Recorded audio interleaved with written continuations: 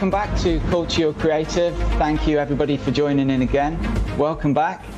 Culture Creative is essentially a platform that is a conversation with incredible people that I have the opportunity to talk with, that are at the top of their game, whatever the industry they're in, or are doing incredible things to help with through social and environmental initiatives as well. I'm the host, Luke Gledhill. I run a brand development agency called Just Up the Road, helping brands really reach their end citizen through marketing initiatives. I also host the 21st Club Think Tank, which brings together people that do good in spiritual, social, and environmental initiatives. So I'm really excited today because I get the chance finally to talk with an incredible person, Olympia. So I'd like to bring Olympia in. Hey, Olympia, how are you? Hi, how are you? I'm great, thank you. First of all, I want to just be mindful of your time because I know how hard you work and how much effort you put in. So I'm very grateful of the opportunity to have this conversation with you. Thank you. Thanks for having me. So Olympia, let's start. Can you just tell me who you are and currently what it is that you do? I'm Olympia Auset. I'm the founder of SÜPRMARKT LA. I'm an LA native, and SÜPRMARKT LA is a low-cost organic grocery that makes it affordable to eat well in Los Angeles' food deserts. A food desert is a place where it's very difficult to get affordable food. The majority of these neighborhoods are low-income neighborhoods, and in South Central, for example, where we do a lot of our work, you're 2 or 3 times as likely to die from a preventable disease as if you lived on the west side of Los Angeles. So we provide organic produce, 100% organic produce. We accept EBT. And through our nonprofit, Superseed, we also put on vegan festivals, do giveaways, do outreach. We've been doing a lot of COVID relief during this time to provide the additional support that people need to make lasting health changes in their lives. I mean, Olympia, there's so much to unpack there. I just want to start by saying that I've had the benefit to hear you speak at several events before. We have a lot of mutual friends, and I've always been empowered and inspired whenever I've heard you talk or seen you on TV shows or videos and stuff, just through the work and the passion that you have for what you do. You just mentioned before food deserts. Now, I would have said that a lot of Americans will know what that is, but I've only started to recently understand what a food desert is, because obviously I'm from England. It's a smaller, compact country. And just to give you a bit of an insight, in England, generally, supermarkets are on a large scale like they are here in America, but you can find on almost every corner in cities and outskirts of cities, in suburbs, there'll be a smaller version, like a smaller grocery store version of the bigger supermarkets. It's really competitive, so they are everywhere. So generally, I would say, I don't have the statistics, but generally most people in England do have actual access within a certain distance to have the opportunity to get fruit and vegetables or better food for them. So when I started to understand and learn more about food deserts in America, especially in Los Angeles, the city and the county, it really blew my mind. I was not aware of it. There's a chap called Dan Buettner who does a lot of work called the Blue Zones, and he talks a lot about food deserts. So can you explain a bit more about a food desert and how that is in a city?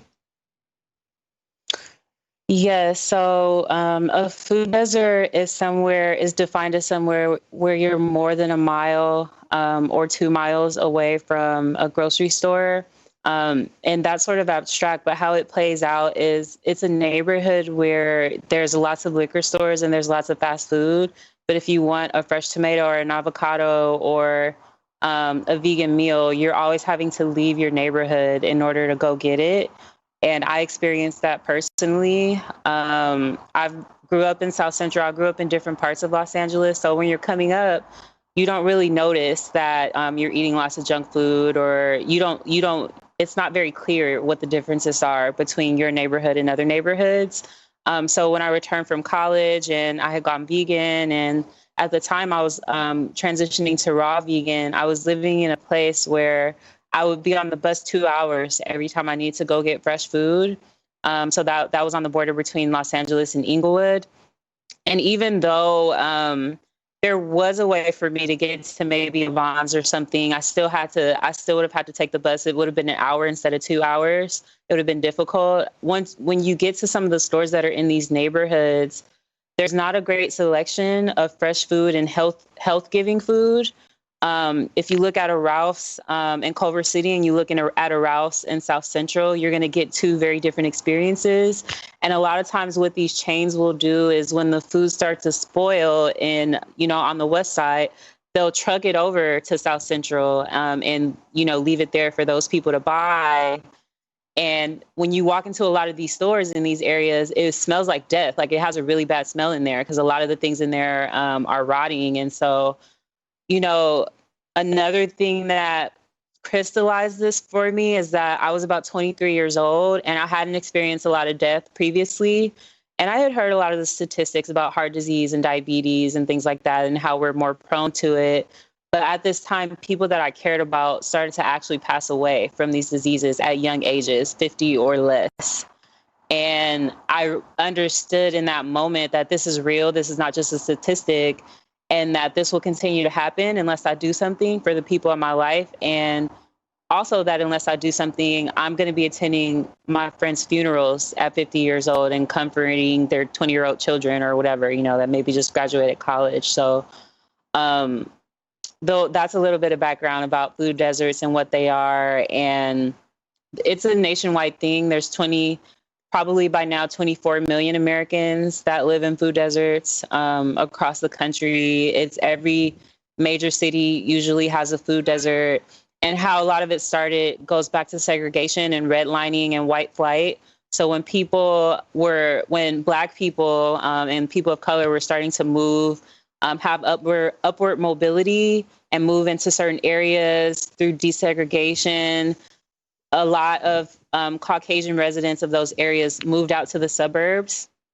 And, they decided that they didn't want to live there anymore. So a lot of the commerce also went with them. The grocery stores and the chains and things like that, closed down. So you had kind of like urban decay start to happen. But additionally, in areas that are historically segregated, there was zoning rules.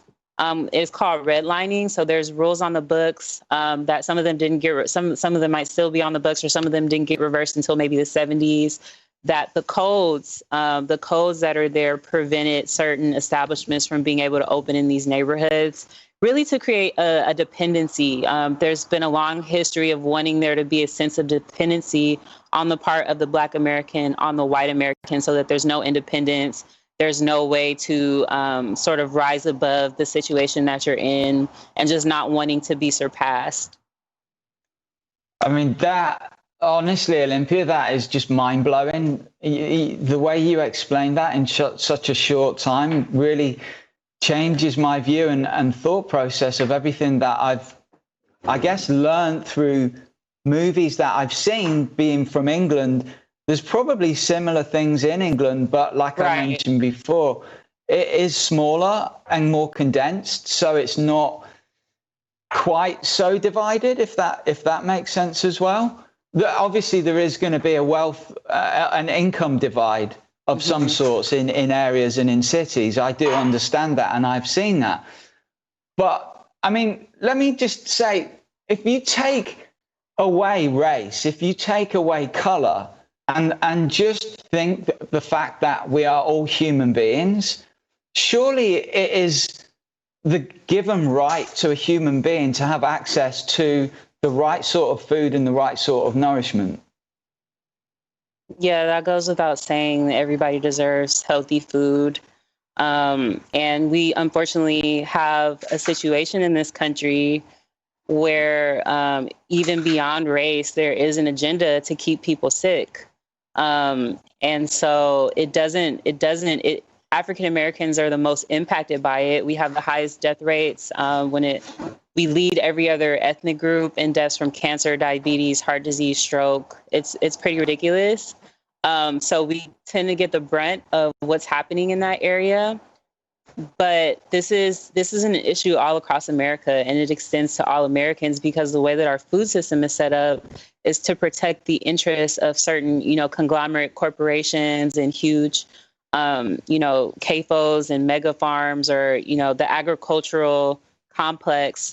It's set up to keep making the money, and they have business relationships, documented business relationships with the pharmaceutical industry. And so there's a matrix in play, and the intent of that matrix is to make sure that people don't live to their fullest potential, because food affects how you're able to process information. It affects so many things. It affects your ability to show up in the world. And I think that with a lot of the things that happened in the 60s and the 70s and sort of the awakenings and the uprising, people decided that we have to figure out a way to keep everybody in line and keep everybody in check. And food is sort of like a first frontier in that way. So, keeping everybody sort of obedient, and then making sure that people at the end of their lives have shorter lives, and at the end of their lives have a dependency on medication and the medical establishment that, keeps people paid, spending lots of money on surgeries and pills. As I'm sure you know, the healthcare system here is very different from that of anywhere in the European Union. And the regulations here around what is okay to sell as food or market as food are also very different. So that definitely leads to a different healthscape than the I don't even know what to call the situation that we're in this country. And things are pretty bad in LA, in South Central, Compton, Watts, but I went to school in DC, and there will be times where I will go on road trips and things like that. And it's way worse in the middle of the country or in the South, or pretty much, anywhere else. It's really bad, so yeah.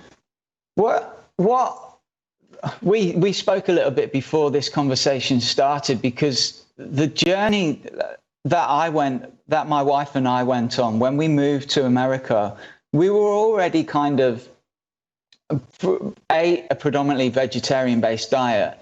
But then I think it was 3 years ago, we switched to a complete plant-based diet, a complete vegan diet. And before we moved, we were always very mindful of what goes into food. So we're the people that would be stood in a supermarket reading the labels on everything to make sure that there isn't actual added sugar or whatever in ingredients. And obviously, the less ingredients, the better. Keep fresh, because that's what makes sense. But what we found here in America, and was really surprised by how much sugar is in pretty much everything. And even in vegan food now, you're seeing there's a big growth in vegan convenience food. And even that's laden with sugar, which is not good for you. But when I think about, I only realized we moved and lived in Pasadena, and I only started to realize, because I run a lot, I would run up from Pasadena into Altadena, and I'd run through areas and be confused as to why on one street there'd be 4 or 5 fast food takeout places, one after the other. It just didn't make any sense to me. And then I started to understand more, listen to people more, and realize that because that's a lower income area, there's a higher concentration, like you mentioned before, of fast food takeout places. So if somebody lives, and I actually wanted to go back to something you mentioned before about traveling on a bus, just to anybody that's listening to this that might not understand how the city of Los Angeles is set up, for example, that bus journey is going to take you a long time to go and get fresh food. Now, I could jump in a car and drive from West Hollywood to downtown or Vernon, wherever, in less than 40 minutes. But a lot of the people that you mentioned that live in the areas you mentioned don't have the luxury or can't afford the luxury to drive in a car to go to get whatever they need to get. So it's mind-blowing to me that people are kept down in that way that their only option is to go to a liquor store to buy food, or to go to a takeout joint to buy food. That just doesn't make sense to me. Yeah, it shouldn't make sense to anyone. There's so many layers. Food is just one part of the equation, and it's a part of the equation I started with because food has had a really big impact on my life and changed my life. And I understand that changing the food system is the gateway to changing everything else. There's a lot of things we might not be able to control, but all of us can control what we put on our fork. And, giving people who live in the communities that I grew up in the ability to control what's on their fork is really important.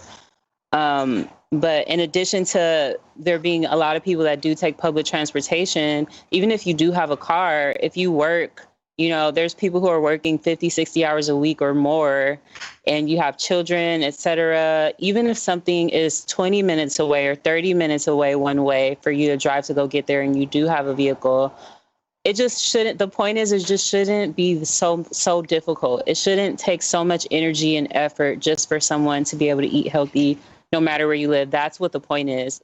There are people, I kind of had a situation where Emily Oberg made a post about it's not about wealth, everybody can eat healthy, et cetera, but it was really tone deaf, and you can tell that she's never had experience with some of these experiences that we're talking about. And so people, want to say, well, if you want to do it, you can do it, but that's not what this is about. This is about, why is there such a disparity? Why does this injustice exist? Why is the US government paying so much money to make fast food cheaper? And why are policies being passed that result in people losing their lives sooner? That's really what the point is. So, of course, it can be done. I did it. I was willing to take that 2-hour bus ride because I was that committed, because I had the education, and because I was already embedded in the lifestyle. But if if all those things weren't true, I'm not sure that I would have. And I'm not sure what sort of shape I would be in right now, getting ready to turn 30. I've seen how health is playing out amongst a lot of my peers, and it's not a pretty picture. And so, it doesn't make sense. And it's definitely something that is very fixable, and we just need support in order to fix it. It doesn't even have to take, the US spends $1 billion a day on preventable healthcare. Each day we're spending $1 billion. And with just a fraction of that, we could fix this problem. There definitely don't have to be food deserts, especially not in Los Angeles, not in California. California produces 40% of America's, produce and food, or 70%. And 40% of it is wasted before it even gets to the consumer. And so if in all places, I definitely understand that there's no reason for there to be a shortage of healthy food anywhere near Los Angeles. Yeah. And this is, as you know, one of the kind of health capitals of the world. So it's so bizarre, for there to be so many health conscious people here, and you drive 20 minutes and it's a different reality. Yeah. Yeah. I mean, honestly, Olympia, it's crazy. And to hear you talk about the statistics of food waste, I'm very fortunate to be on the advisory board of a nonprofit called Twice New, and they essentially go to events and productions and take leftover food and then repurpose those into meals for underserved communities in Los Angeles areas. And it's mind-blowing to know that those statistics, that even the percentage of food that are in the average American's fridge that is also wasted, which is really high. But look, I'm super excited to hear more about the amazing work that you actually do. So tell us more about SÜPRMARKT, how that came about, and what you do with that. So it came about just out of necessity. Like I mentioned, just me being tired of not having sovereignty over my food. Simultaneously, I was sharing a lot of information with my close friends. We would meet, we would work on projects to figure out how to fix the world, and food was always coming up. I was, supporting them and changing their diet and learning more about food in the food industry. And one of the complaints that I got a lot was that it's too expensive or it's too far. And so a big part of how SÜPRMARKT started is just wanting at least myself, my friends, my family, my immediate community to be able to have access to fresh food. So whether that means, each person putting in $3 and we get a $20 case of heirloom organic tomatoes, that's so much better than going to the store and having to pay $1 a tomato. I was finding myself in those situations where I would be at the store and I just, especially the way my finances were at that point, why do I have to debate about if I can afford this apple or not? You know what I mean? And some of the prices are getting increasingly ridiculous. Avocado selling for $3, $4 for one avocado, and things like that. And so I just didn't want to be in that situation anymore. The way it started is we went out, sort of like as a backstory, we would have these dinners just between the three of us. Sometimes we would invite friends. And then the mother of one of our friends allowed us to have it at her place. And we just wanted a place to have it, but she actually gave us $300 and said, put this dinner on. And so with 100 of those bucks, that's where the first supermarket happened, actually in her house, with our friends.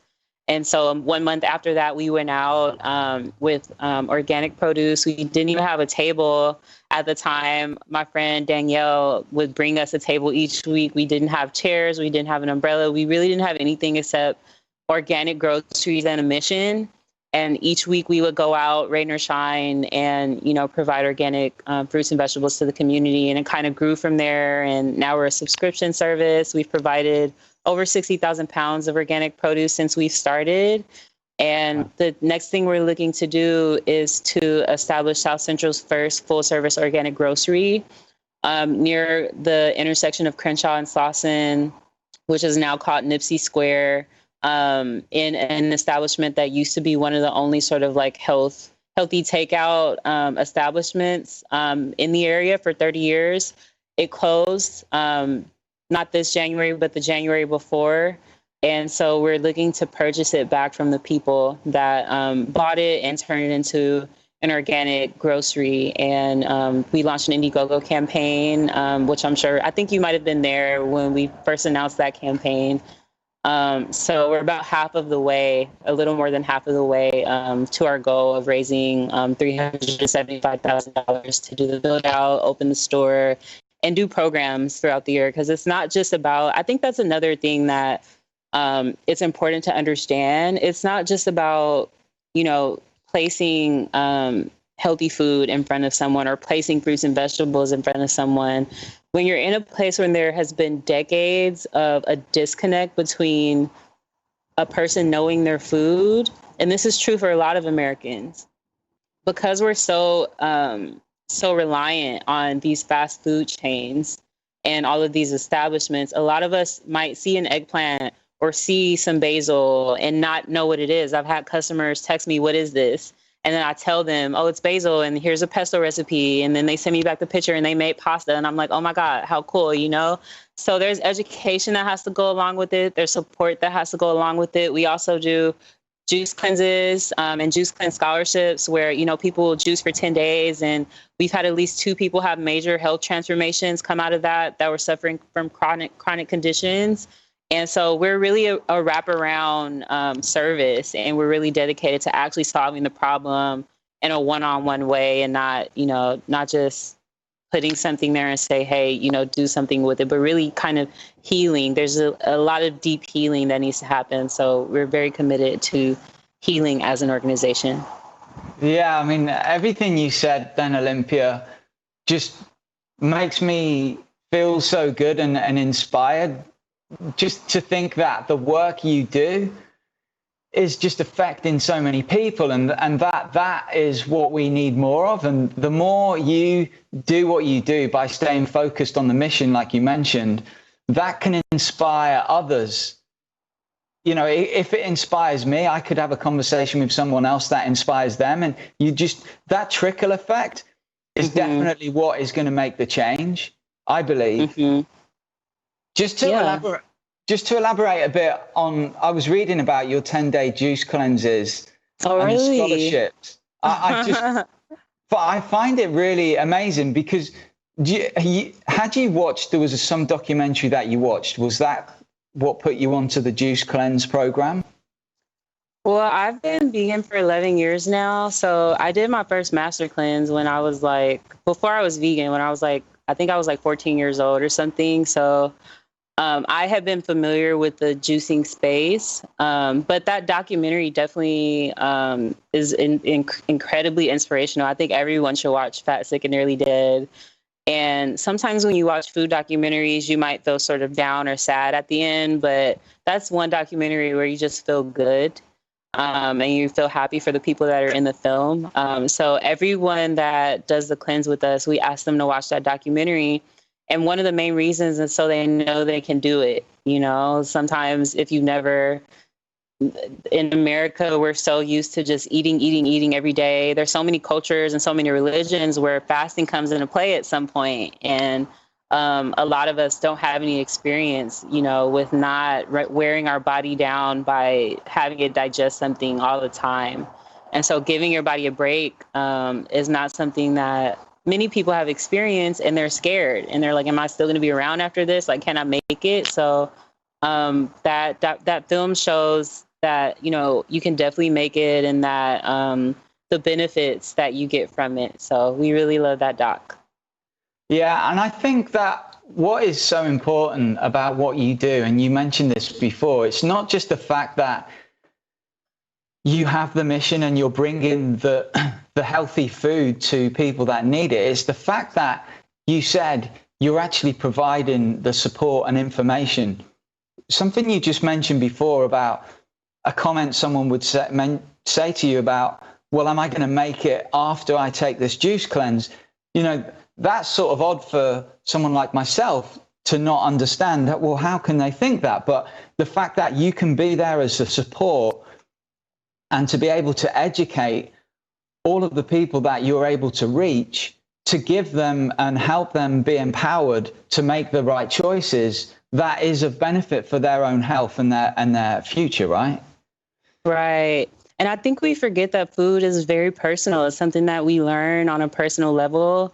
And when you're eating with family and friends. When you're learning about food, you're learning about it, you know, in a social context. And so, you know, people need people, period. You know, people need people. And if we're really going to make these shifts in diets in a widespread way, it's going to take people helping other people. So it's not just myself providing support. It's other people who've done the juice cleanse, you know, who are doing it again. It's about people supporting each other so that, you know, once they do it, you know, we have one person that she brought, you know, her family in, and her dad, who's diabetic, changed his diet around. And just to see those kind of waves ripple out is pretty much the most beautiful part of what we do. We don't always get to see it. You know, it is a lot of hard work. It's very hard work. And, you know, we're mostly volunteer team. So a lot of my energy and my focus is spent just in the day-to-day operations of, you know, keeping everything running and like, let's pack these groceries, let's get this set up. But in those moments where I get that text from a customer, or I hear about something like this happening, you know, or someone's, you know, health transformation or journey, in those moments where that kind of comes back to me, it's kind of like a whisper, like, keep going, you know what I mean? And it really makes me happy. That's my currency. Like, that's how the universe pays me and lets me know, oh, this is worth it. Yeah. Yeah, but I mean, you know, we go through life not really knowing or understanding what our actual purpose is. And it's so good to hear that you understand and have the focus on what your purpose is and can see that within the community. Community is everything. And I think that everything people have been going through right now have really realized how important community is and how important family is. Mm-hmm.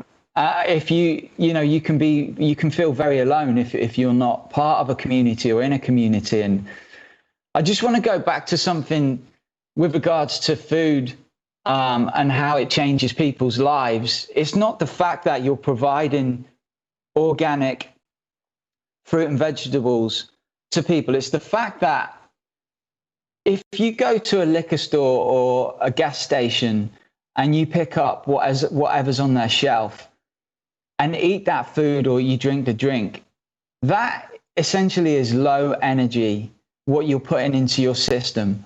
Mm-hmm. And when you talk about fresh fruit and vegetables and then being organic, they're going to be high energy foods. So when we talk about energy, and you mentioned at the very beginning of the conversation about oppression in food deserts and holding people down, you're essentially giving opportunity to people to fuel their bodies, to put high energy food into their bodies. And not only does it change their physical health, but more so, it's going to help change their mental health and their mental state of being. And if you can change and help people's mental state and mental health mindset, that's going to change instantly lots of things, if not completely change their life altogether. Right. We're as a country as a whole, we're in a state of chemical dependence, and there's no way that we can fix what is wrong with this paradigm that we live in if we can't fix our own paradigm. And if we're sick, a lot of people are sick without knowing they're sick. Like, just because you haven't gone to the doctor and gotten a diagnosis, you're not living at your highest potential. You don't feel good. You don't feel well. You can't think properly. And there's nothing you can do to, you can't bring out the best in yourself and really change your world and change your reality while you're in that energetic state. And, sort of to further speak to that, there are studies that examine the role of diet in a school environment, and when someone is nutritionally deprived, how they perform. Additionally, there's studies that link nutrition to crimes, and showing that when the blood sugar is low, when someone is malnourished, there's a higher likelihood for violent crime. And so these are all very insidious control mechanisms, because you can't point the finger at anyone and say you're a murderer, or you're an enabler, or I can't sue you I can't take you to court for collusion, or there's nothing that I can put my finger on that will hold you accountable for what you're doing, but you're getting the result that you want, which is people are dying, people are going to jail, people are not performing well in their lives. And so we all need to address that. And another thing that I like to share is just that if you feel as though things in the world needs to change and you want them to be different, and we point the finger at this person, that person, the 1%, et cetera, which is all valid, places to point. And you're saying, well, these people need to change. But if you can't even change what you're putting in your body each day, you haven't embodied the change. You haven't ever experienced or achieved the change that you're asking someone else to achieve. And so we'll be in a better position to change the world when we can change ourselves. If you can't even put bacon down, like, what makes you think you're going to be able to deconstruct the pharmaceutical industry, the white supremacist complex, the war system? Like, if you don't even have the inner strength and just experience, to be able to change your diet, then you don't have the strength that it takes, to change everything else. Yeah, I think that's so important, what you just said, Olympia. And also, just to add to that, is the fact that it's too easy to point fingers and say it's their fault. But like you mentioned, if you take that upon yourself, if you look within inside and stop giving away your energy to these things that you actually can't control, but what you can control is everything that's within you, right? And if you can control everything that's within you for good, then that's going to have the ripple effect through your family or friends and then into your community, which is essentially what you've been powering forward with. I do think that people can change. I think that people can change most is themselves. I do think people can change other things, but I think it takes exercise, like a muscle. And so you have to practice it within yourself, so what changes like yourself before you're asking someone else to change. And that's really important when it comes to family. You know what I mean? Family is one of the most difficult barriers a lot of times when it comes to changing your diet, especially when there's cultural traditions and things like that at play. So you really have to go through the fire yourself before you can bring anyone else through it. Talk to me about Superseed, Olympia. You mentioned it at the beginning of the conversation. Can you tell me more about Superseed? Yeah, Superseed is the 501c3 branch of our efforts. And through Superseed, we power all of our philanthropic work. So that includes donating groceries, doing giveaways. We've been doing meal giveaways, vegan meal giveaways during this crisis. We put on South Central's first ever vegan festival and had about 1,000 people come out. It was all Black and brown vendors, vegan vendors. We had yoga, sound baths, meditation. Just really, it's about creating the experiences that people need to be able to change. And a lot of times whenever someone in South Central wants to have these experiences, we're always having to travel outside of our neighborhood. And that's more than just an inconvenience. That's economic debilitation, because we're divesting the neighborhoods that we live in of much needed, economic growth. And so we really want to, and like I said before, it really is a multi-layered problem, and Superseed works to address the problem on as many levels as possible, with food being at the center. And our intent is to create an ecosystem of health, so that's not just getting this organic grocery open. That's not just putting on the giveaways, and that's not just providing the educational content. That's also putting together an incubator space where Black and brown vendors from these neighborhoods can start to manufacture their own foods. Why do we have to buy from someone else every time we need something?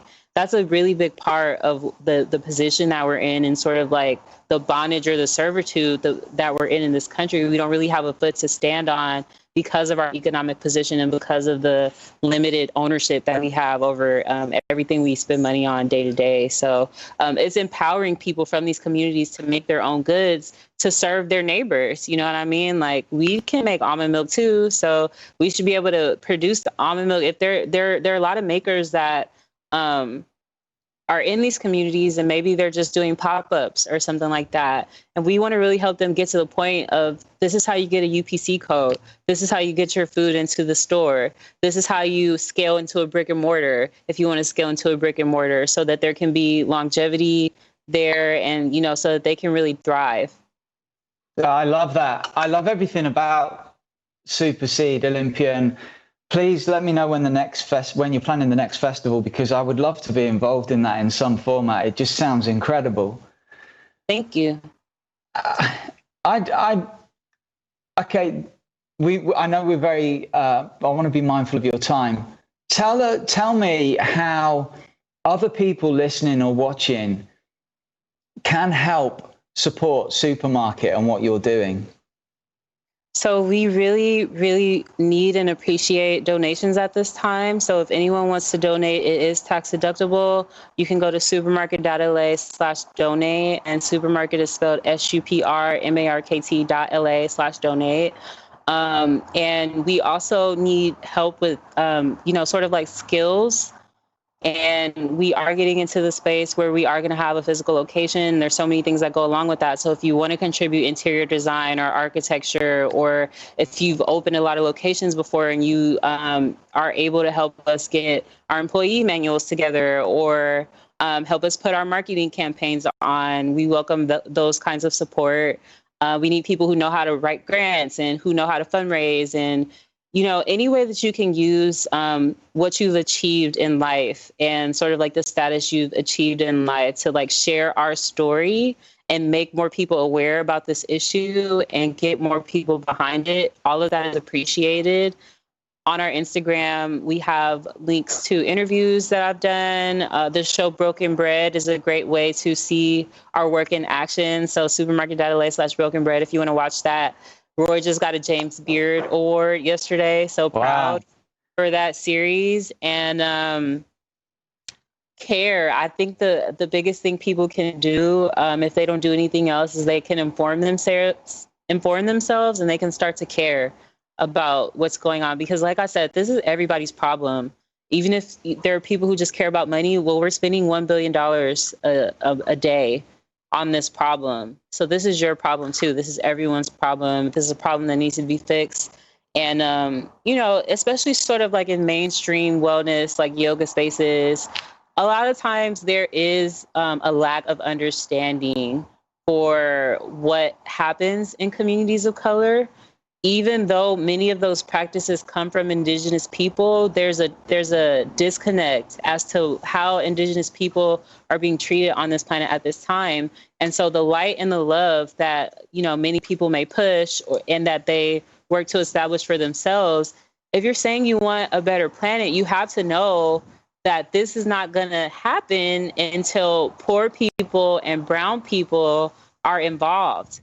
And so, if you want everybody on the planet to be vegan, or you want more people to be vegan, most of the people on the planet are poor and brown people. So you're going to have to put ownership into the hands of people who are poor and people who are brown, and share the stage with them and share the conversation. They have to be a part of the conversation and have agency if you really want the changes that you speak about. If you really want them to happen, you have to care about everyone, and you have to remember everyone when you're engaging in that conversation.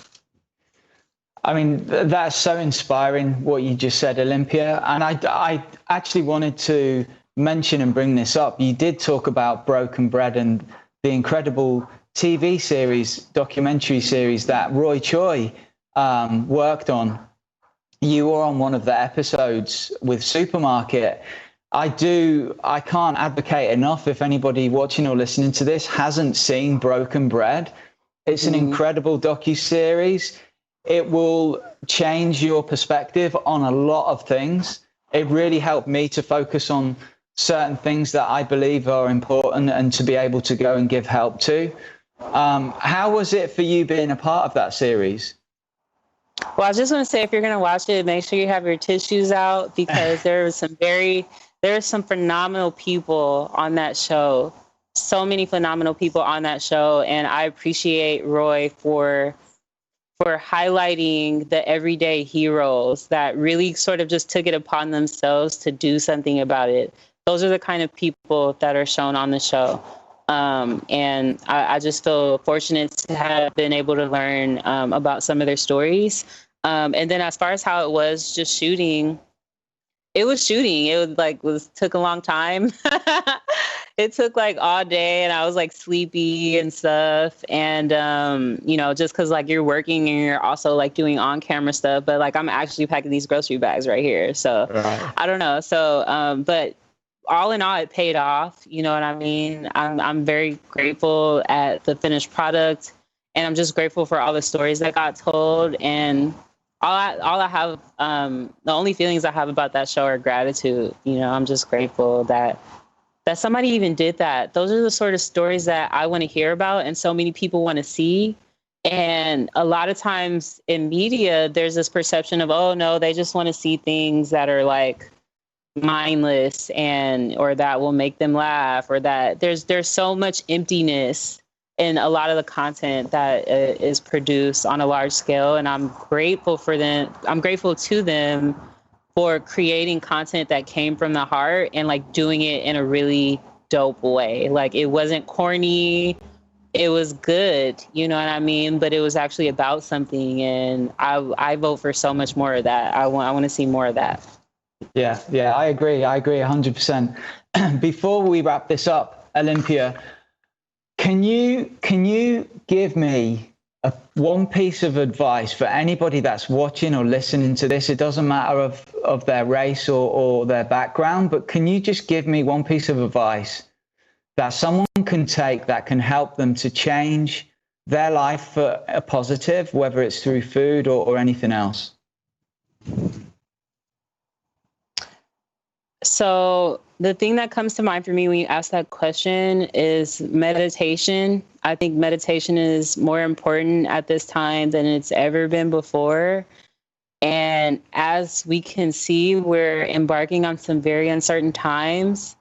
We don't know how crazy things will get. And the more we can work while we have some semblance of calm, to even if it's just 15 minutes to just sit with our breath each day, and have mental control and create mental space for ourselves to just be and be okay.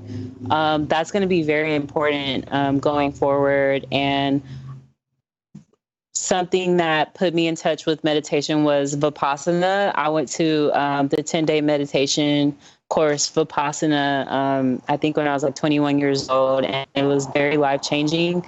So if anyone has the chance to embark on that, it's a by donation retreat. Anyone can go. You can get ride. There's ride sharing to be able to go, and they take care of your food and everything while you just meditate for 10 days. You know, it's just you, you know, and whoever else is there, but you're just with yourself. So just take time to take care of yourself during this time if you haven't already. That's my advice. Yeah, I really love that, Olympia. And just one more time, can you give us where everybody can find SÜPRMARKT and the Indiegogo campaign as well? No problem. So SÜPRMARKT.LA and it /donate. And if you want to see the campaign video, it's SÜPRMARKT.LA/KSF. Or you can just search online, Keep Sauce and Fresh campaign. And our Instagram is SÜPR.MRKT. So that's how you can find us. We look forward to meeting you guys. Say hi if you met us through this interview. Fantastic. I love that. Olympia, again, I can't thank you enough. Honestly, you're an incredible person. The work you do is so inspiring. I'm inspired to now go and do and help more with everything that you've said as well. But I really look forward to seeing you in real life, hopefully very soon. Same. I look forward to meeting you once everything opens back up. Thank you, Olympia. Thank you. Take care. Have a good one. Bye-bye. Bye-bye. Wow. Olympia is just an incredible person. What she does for her community, but not even her community, just the community in general is mind-blowing. I'm super inspired by everything she said, and I hope that you've taken something away from this. But thank you for joining, and we'll be back again next week. Bye.